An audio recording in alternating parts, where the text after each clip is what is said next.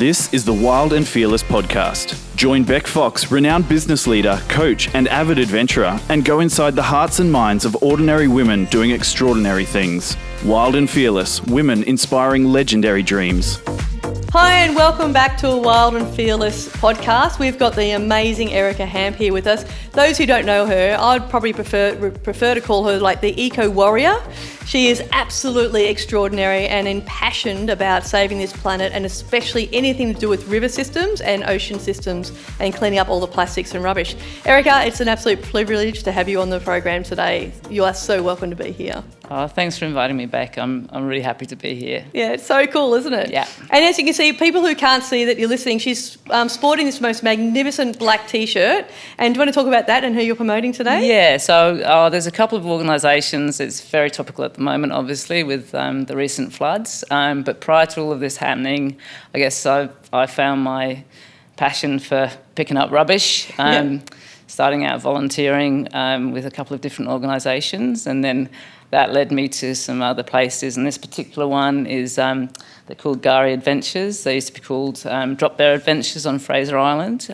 So pre-COVID, their main business was taking backpackers on tag-along four-wheel drive tours, and they've got accommodation over at Eurong, which is on the eastern coast of Gari. Beautiful spot.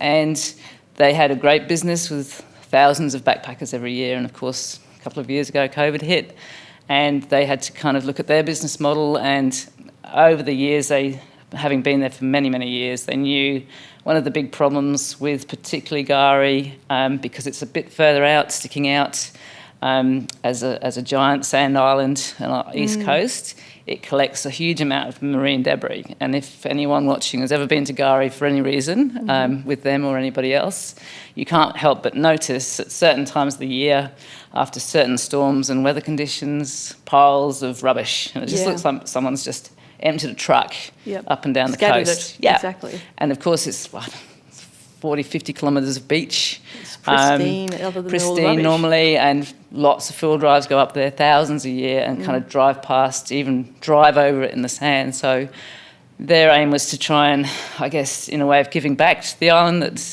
that they model their business around, to take people, not just educate them, but allow them to help clean the island. And how fantastic!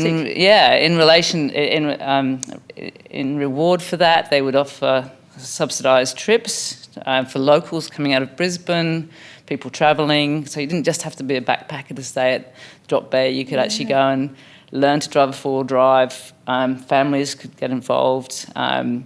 And part of the deal over maybe a long weekend was that you'd pick up rubbish. And I guess so good. That's how I kind of started, not just with meeting them, but once you start doing it, you can't drive past it anymore. And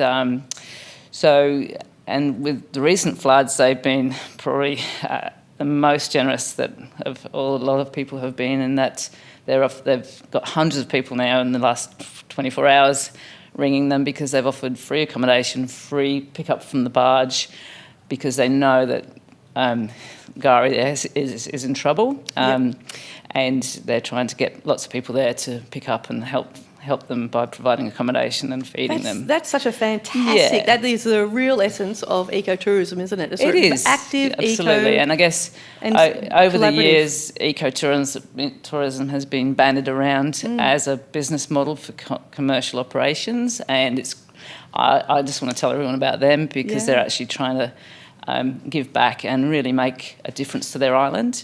And also they've worked very closely with my current employer. It's a long story, but I actually probably one of a few people to get paid to pick up marine debris now. I know, I can't wait to tell this story. That, but, you're living the dream, I tell you. And so my company that I worked for were actually up there last weekend picking up the rubbish, and as they drove off back to the barge with their big truck, they started to see icebergs of the, as we've all seen on the TV, coming in, big blocks of polystyrene and lots of little bits. So they're going, we need to come back, and I think they're going back in the next few days. So, mobilising the masses to clean up something that the sooner you get polystyrene, the better, as you can imagine. And to put this into context, because people may be listening to this podcast 10 years from now, we're talking about the recent 2022 floods that's happened down in Brisbane River, and we've all seen just behind us actually, big pontoons, boats, the huge amount of debris, not only natural debris like trees and logs, but also huge amount of plastics and metals and fridges and household goods has been flowing out of Brisbane River at the moment and heading straight up north, right up the coastline, and dumping a lot across all of our coastlines, but also our islands, our beautiful islands. Correct. So I guess personally, I lived at Sandgate in the 2011 floods, and we witnessed, I guess this was prior to, I was doing a different job then, and we literally watched the stuff flow out into the bay at Sandgate and then land all the way along the edge from all sorts of giant water storage things, and all that, fridges, all sorts of things. Yep. And we were hauling people's furniture up over the edge. But we had no concept then. There was a few pontoons, but I think this year the sheer speed, power, volume of water, they've modified many structures in Brisbane River, as you'd probably be aware, to try and, if it happened again, that they could, release, not trap the rubbish and let it freely get out. But I think it's taken everybody by surprise. Yeah. And the company I work for, Ocean Crusaders, they were, when the TV people were sort of doing the interviews at Hawthorn Ferry, watching all the stuff whipping past, incredible. They were the people out close to the river mouth trying to stop people in yachts and that going straight out, because they've spent probably the last at least 10 years since the last flood trying to collect and clean there's Mud Island, which is a little island in the mouth of Brisbane River that's not habitable, but it was a great catchment, so it took months of cleaning. Unfortunately, it was probably full again with all the stuff that we've seen. So they kind of know where to find the rubbish. They'll be, and unfortunately, the government is now funding them to go out for a couple of months at least to do some more, chase it down before it goes too far. Yep. So that's the important thing. Yep. And you've had an affinity with the river system and the oceans for all your life, haven't you? Yeah. So for those who don't know Erica, and they'll be Googling away now, why Erica? Why is she a wild and fearless woman? Well, one reason is that I really want to spread this message about picking up plastics and not dropping plastics in the first place. Cool. Let's get a look at the prevention. And also what you can do at the moment with the floods, but also post-floods, because there's plastics being dumped in our river systems constantly by the way we live, our lifestyles. But secondly, you're very well known in the community of outrigging and also dragon boat racing, because you have been a world champion. Apparently, yes. Yeah, you can't hide from the fact.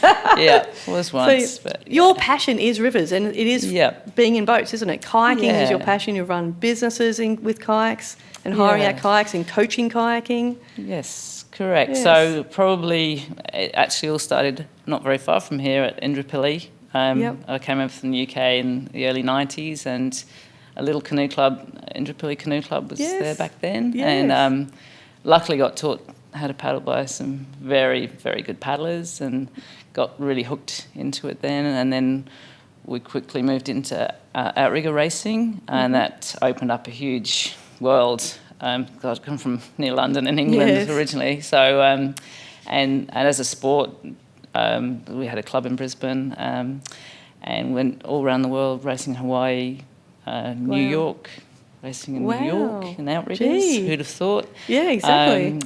And on the Hudson River, around That's incredible. Statue of Liberty. I would never have gone there if I hadn't gone in an outrigger canoe. And obviously met some amazing people.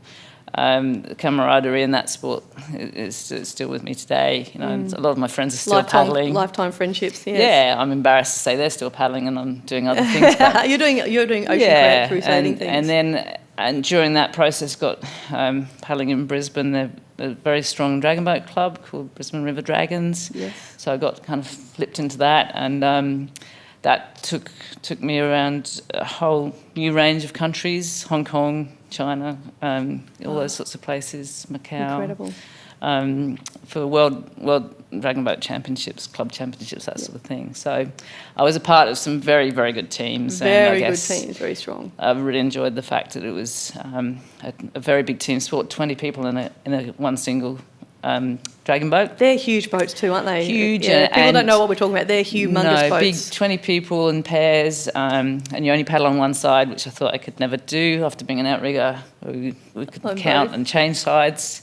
And fantastic in that a big club, even the small clubs, mixed racing as well as all girls, all fellas. So really, really good camaraderie within the club. And and if people live in Brisbane, you might have seen they used to do, and they probably still do, lots of corporate racing. So it's a great sport for corporate teams, team building, that sort of thing, and racing up and down at the South Bank. So did all of that. And you're doing a lot of coaching now too, aren't you? Is that right? Yeah, I have. Well, not so much right now, but over the years, not in dragon boating, it was great just to be a paddler, but in outrigging, lots of coaching, as well as the racing and kayak coaching, and then I guess that led me into having my own business. So actually moved up to the Sunshine Coast and bought an existing business in Noosa.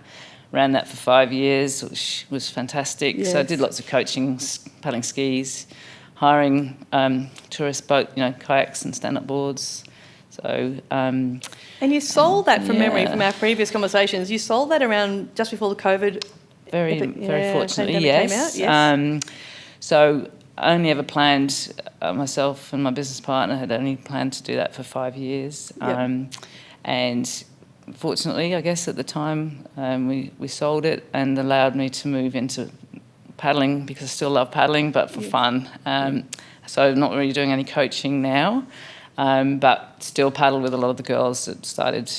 We had a little women on water paddling group every Monday, and I'm pleased to say that the current business owner, Andy's done a great job, and he's got two female coaches working for him now, and they run women on water sessions pretty well every day, because when COVID hit, there wouldn't be many sports that you could actually be allowed to do for fitness. So a lot of women came out of the woodwork and went, right, I've seen this and I want to get more involved. They couldn't be in gyms, and it's a great sport. On the water, it's outside. It's outside. Noosa River is beautiful. If you're going to learn anywhere, that's the place. And pleased to say, we see them on the water every day, little plastic kayaks, bigger skis. So good.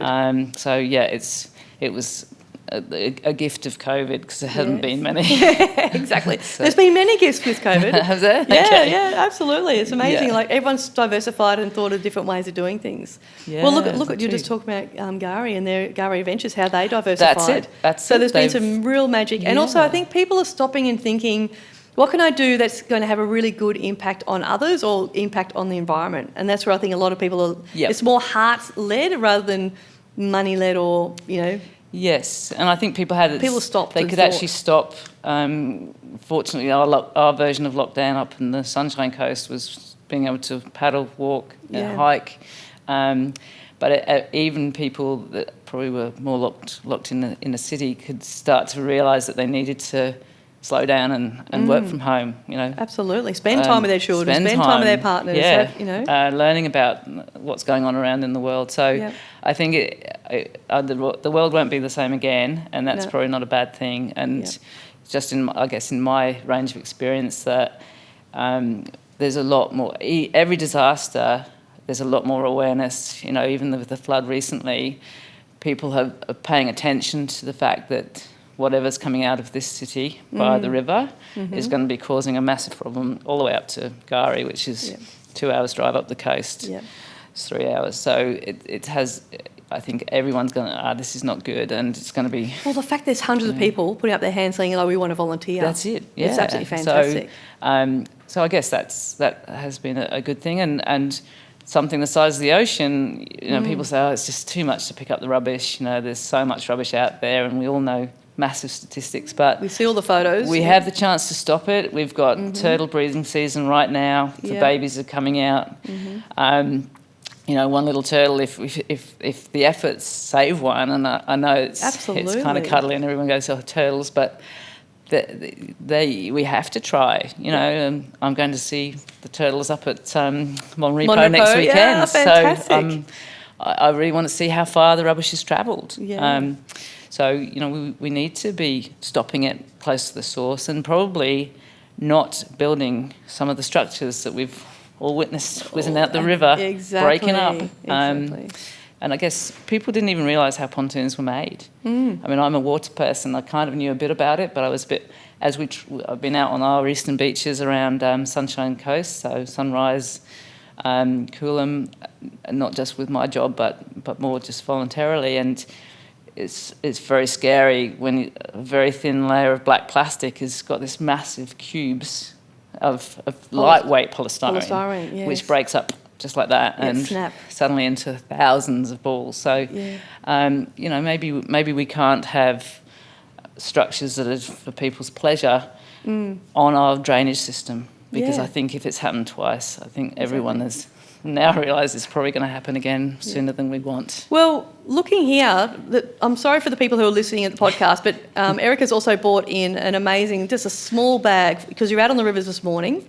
That's right. Collecting rubbish, with as you do. Paid job, yes. With your paid job. And we'll talk about that in a minute, because you did say to me that you love the fact that you've got the right balance in life now, because you actually aren't working 9 to 5, you're not running a business, which takes, creates, it's really, it takes up so much time, doesn't it, when you're doing your own business? 6 days a week. And now you're working how many days a week? 2 days a week. Yep, and you're doing something you love. Something I've learnt to love. Who'd have thought I'd love rubbish, but I do now. And you're on the water every day, so you're following your dream in all aspects. I so am, everything's tied in and it has, delivered you to this spot. Yeah. But you have brought in some fascinating few items that you picked up and collected today. I'm going to let you talk about it. Sure. Okay. I'm going to start with... So this is a typical day. I've got on a little 4.5 metre punt with an outboard, and 2 of us, myself and the skipper, go around set patterns around the Sunshine Coast, because it's funded by Sunshine Coast Council, and Ocean Crusaders obviously employ us to do the job. And we go around picking up whatever floating rubbish we can see, maybe dumped rubbish as big as recliner lounges. Oh my goodness. All sorts of stuff, tyres, whatever we can find. And obviously after the flood there's been some slightly different stuff, lots of wood, but not as much rubbish as obviously with the Brisbane River. But our typical catch does consist of a rather large amount of fishing equipment. So I probably want to highlight that first. Lean forward, So you can obviously see that's a crab pot float.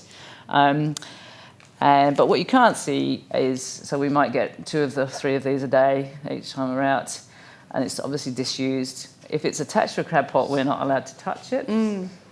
Sure. And so we can't touch that when it's on a crab pot, because it's against the law to touch crab pots. Really? Yes. So even if it's floating and wandering? Yeah, because if it's attached, it's a piece of fishing equipment that it's done to prevent people stealing other people's crabs. That's a very short version of it. So we're very careful we can't touch those. Doesn't mean it makes me love them. And so, but the reason I brought this one is there's all sorts of pecking marks in there, because the animals particularly love polystyrene. They think they can eat it. They'll have a go at it. There's an oyster on that. And that would have been in there probably for years. It's a much tougher grade of polystyrene than you'd find inside enclosed in the pontoon. So that stuff will break up a lot more quickly than this, because they want that to last. It shows its age as well then. So it's probably been submerged. So that's, we'll pick them up when they become not fit for purpose. Okay, so that's no longer fit for purpose. So that going to landfill. So birds have eaten from it, probably fish have been nibbling at it. Yeah, so I guess part of my... it's quite a lot of... sort of mission is for fisherwomen to be aware that, pick up your crab pots when you've checked them and remove them, because we do, particularly the Sunshine Coast has a lot just hanging around. We know they're empty. So they're talking about crab pots, may or may not know what that is. Can you know what that is? Looks like a grid of plastic. Plastic, pretty hard to feel that. Yeah. Pretty hard plastic. It is. So that goes inside the crab pot, and they slide the bait in. So that holds the bait. It's a bait holder. Inside. So, well, nothing will get out of that if it goes in, will it? No. So we have found little critters inside that, but because it's such strong plastic, these just get wafted about, and we pick them out, and you get mangrove aerial roots sticking up through that. and it won't break down. It's got No, zip it's ties going and to be there all for sorts of hundreds thing. of years. Yeah, So thousands. we pick up bits of crab pots Yep. when we're not allowed to take the whole Yeah. crab pot. Yeah. Okay. Pick up all the other But yeah, stuff if people even just maintain their own pots and remove them when they've finished Absolutely. crabbing. Yeah, it's just decency. Now, this is a packet we all know. Shameless plug. Yeah. One of those promotional things. Tweed bait, please stop using plastic. Yeah, it's so... Really yeah. tough plastic. Because every time we go out, I would get 10 of these minimum.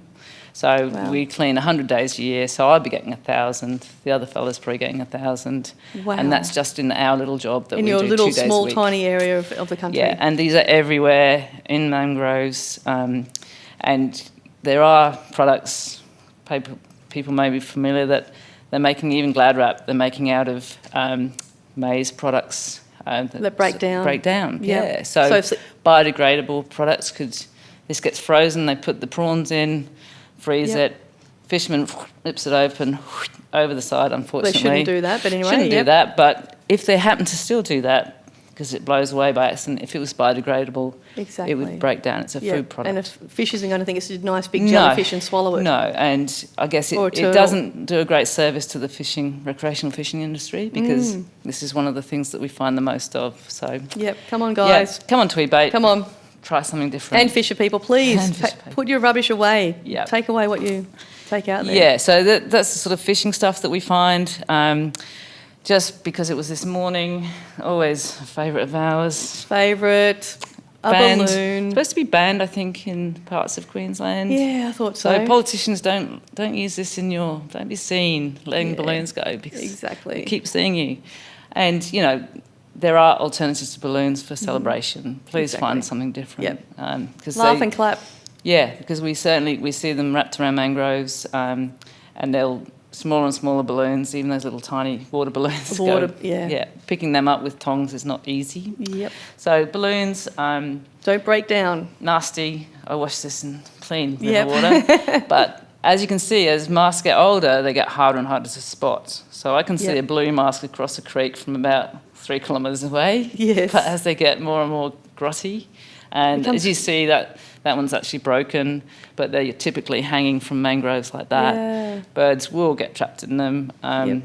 and they're very tough. It's a medicinal sort of level plastic. Yeah. So it's not. This is going to be around for years. Yeah. So yeah. I bet you're seeing so hundreds of those now. hundreds and compared hundreds. to what you used to. Certainly, the council's asked for us to particularly count these. Yep. So today I probably only got 5, but some days in the canals around Mooloolaba, 25 each, so Per day 50 that you a time. capture. So, There's a lot. 5,000 a year probably. And every time it considering- rains, we see more, because they drop out of people's cars. Oh, okay. Even though you might not be near the river, It goes stormwater to drains go to the river. So this is where our job comes in to Wow. intercept them before they go Frightening. out to the ocean. Tiny thing here, if you can see it. Do you know what that is? Yep. Well, you told me earlier, so did. that's cheating. So I had no no. idea what it was until you told me that. Yeah, so in the canals we get a lot of, this actually floats, otherwise I probably wouldn't find them. Yep. It's from tiling, putting in tile spaces and wedges. Yeah, and you wouldn't think that And you'd find that in the river. When It's you see those amazing. little white tile spaces, lots of those, really hard to pick up with tongs, Yeah. so try not to drop them. But a lot of people renovating, lots of renewal around canal areas, and you see lots of trade sites. And That's what it is. it's really hard for them to keep track of them, but Yep. they will end up in the waterways. So. Wow, and they float, so they travel a long Yep. way. And they're worth nothing. So stuff that is worth something to humans tends not to Not to get in the there. river systems, yep. The cheaper the item, it's more likely to get in there. So Wow. that moves me nicely. Yes.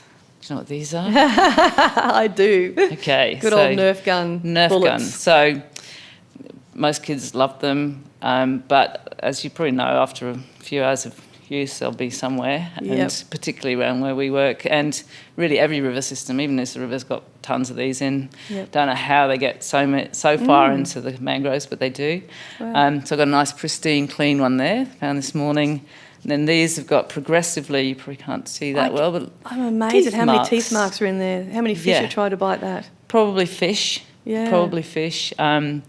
Because they float so well and they stay in amongst all the debris. So, Yep. but lots of animals have a lot of go goes at things that float. So yeah, don't buy your kids Nerf guns, please. Yes. And the Keep them out of the cheapy, rivers. plasticky things. We find lots, I didn't bring any today, but little tiny toys, dog toys, lots of those in built-up areas. Tennis balls? Thousands of tennis balls a year. So collectively, working for Ocean Crusaders 2 days a week, I've done that probably for nearly 18 months. We collected 20 tonnes, just over 20 tonnes in the last each year of rubbish assorted. Obviously, this is very light rubbish. And that's how many people out there doing? Two people, 20 tonnes. That's huge. We weigh it. We take it to the transfer station after picking it all up and dump it out of the boat. Recycle what we can, but it's all very dirty rubbish, so we're not going through collecting bottles. You said somebody's actually writing a list and actually making some sort of inventory of what you're actually collecting. Yeah, so incredible.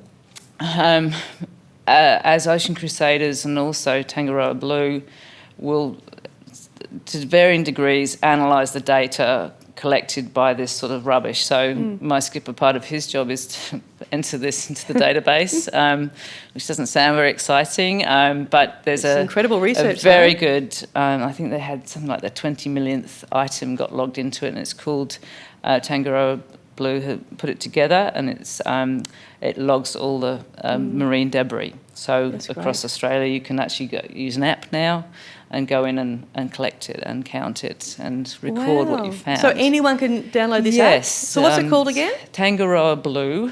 Okay. So if you can, Tangaroa, it's like a New Zealand word. Yep.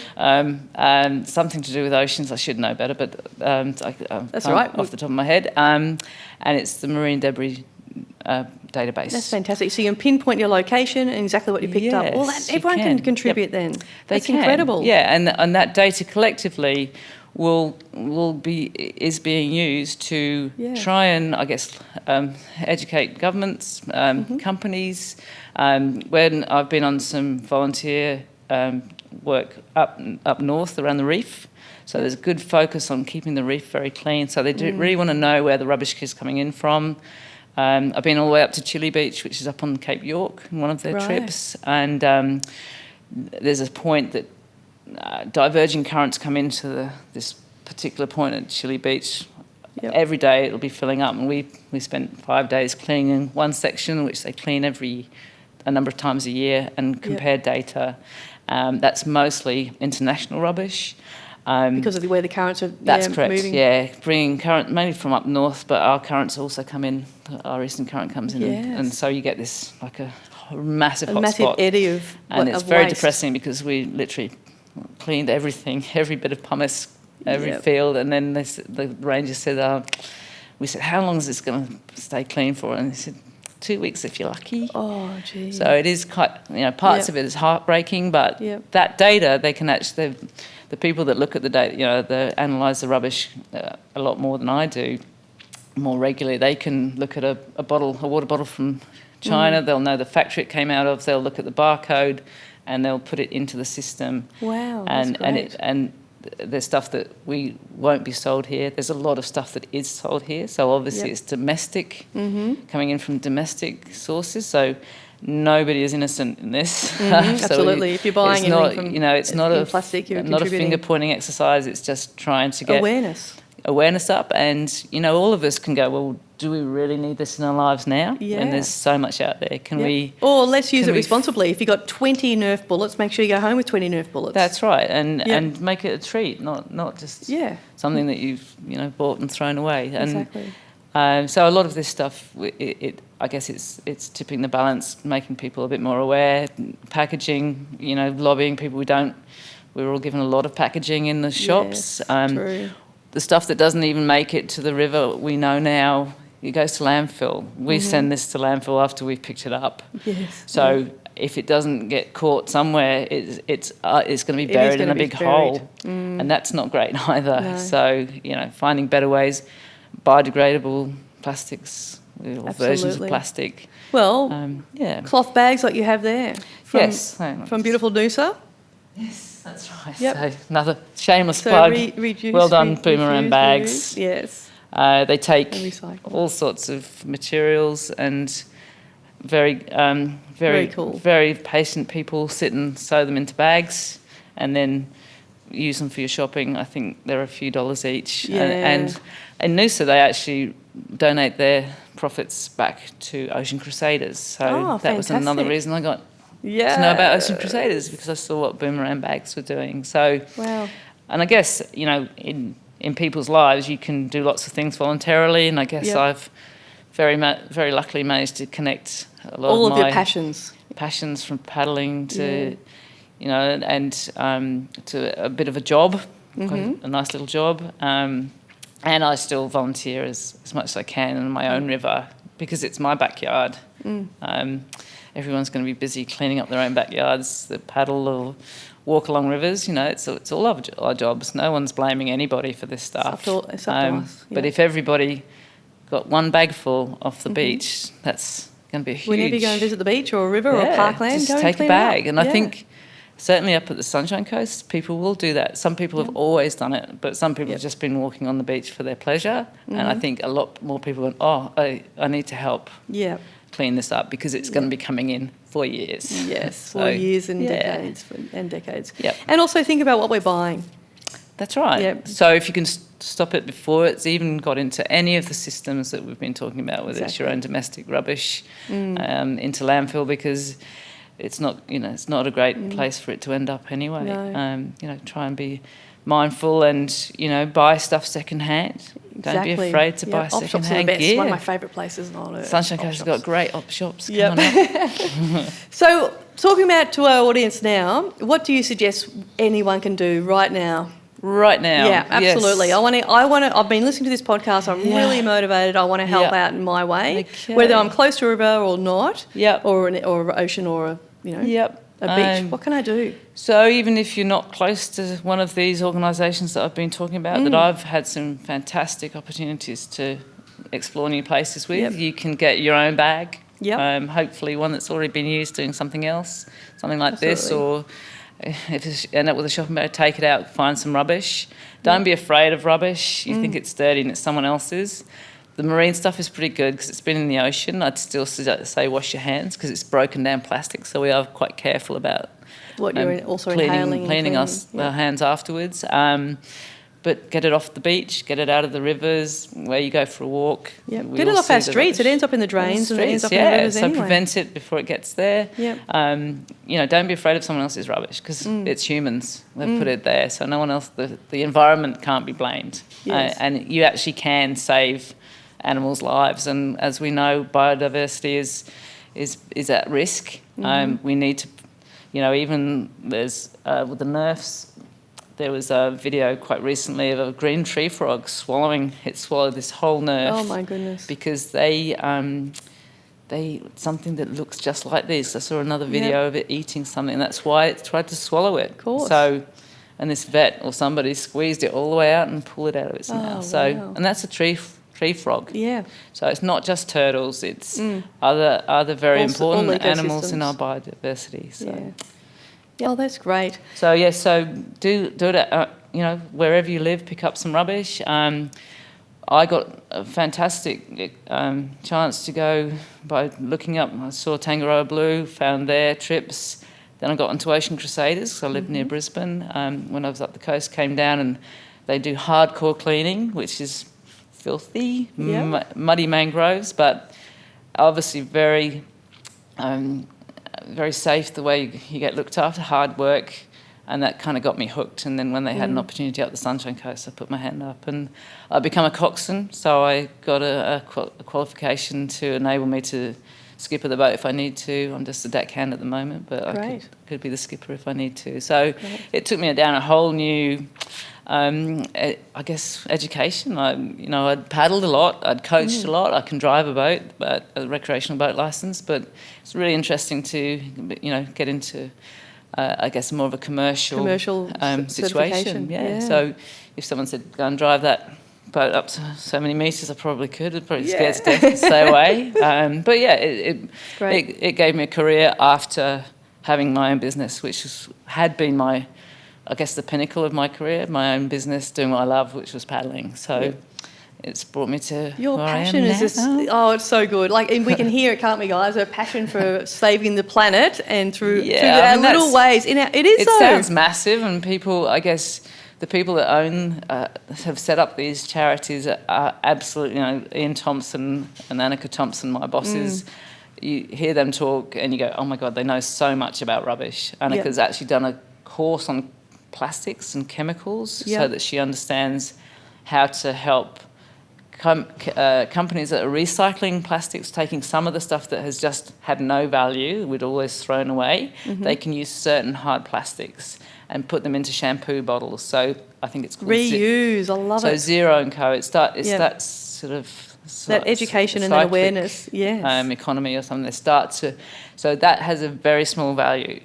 Collecting that plastic, but once it has a value, people will start to pick it up. Absolutely. Look at the 10-cent scheme. We have seen a lot less bottles, even in the 12, 18 months I've been doing it, because I think people are holding back those bottles and cans and collecting some money. So schemes like that have made a difference. And so, if we can pick up plastic from beaches, which is from Gari, where a certain sort of plastic can be used, then people will do it, and businesses will... And we can have so much pleasure from it too. Yeah. So we can go and actually socialise and actually join Gari Adventures and go to Fraser Island, Gari, and enjoy the beautiful environment as well as contributing. And we can join Ocean Crusaders on their volunteer call-outs for support. They're going to need lots of volunteers. Yeah. So look at Ocean Crusaders. And the social life of it's going to be great as well.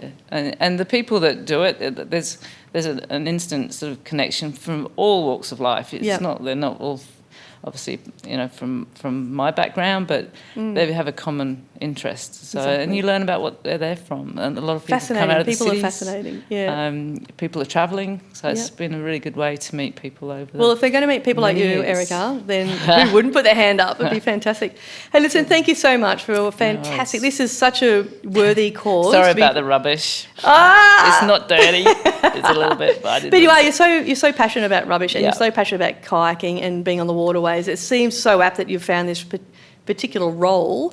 I think there's a lot more for you to be doing out there. There'll be a lot more awareness and coaching and educating and what you do. It's fantastic and hats off. It's going to be a great future, and if everybody joins in, it'll make everybody's lives Well, I think easier. you've inspired me to get out there. An awareness again to check in what I buy, the amount of plastics I buy, and also the way we reduce our waste is really important. Fabulous. But get out there and pick up a bag and pick up some rubbish while you're out there and enjoying this beautiful world. It's all that bending over. It's like Pilates, really. Exactly. It's good for the body. You don't have to pay to do it. How's that? And we all want to, and it's true, isn't it? We all want to go to the beach. We all want to go to the rivers and not be looking at other people's rubbish. Not at all. So if we do our own bit, it will certainly reduce that to nothing. Eliminate it. Sweet.